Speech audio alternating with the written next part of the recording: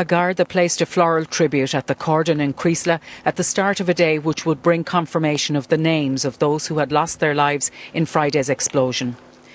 Those who died were James O'Flaherty. He was 48 years old. Jessica Gallagher was 24 years of age. Martin McGill was 49 years old.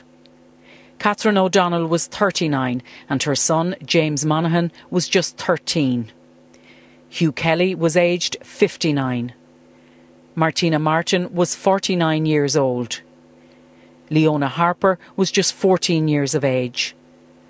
Robert Garway was 50 and his daughter Shauna Flanagan Garway was the youngest person to die. She was 5. Garda family liaison officers have been appointed to the families and continue to support and provide them with information. One male in his 20s remains in a critical condition in St James's Hospital, Dublin, and the 7 other surviving casualties also continue to receive treatment at Letterkenny University Hospital and remain in a stable condition.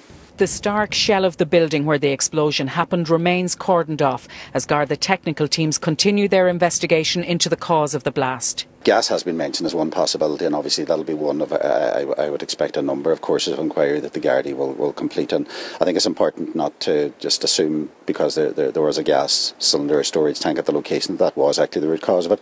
It's important that I suppose all courses of potential ignition and indeed cause of it are followed up on.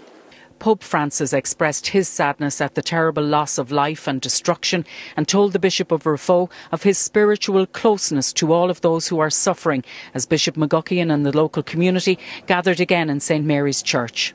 It is so random. Anybody could have been caught up in that. There's fundamentally a terrible realisation that we are not masters of our own destiny. We are very fragile, all of us, fragile and vulnerable.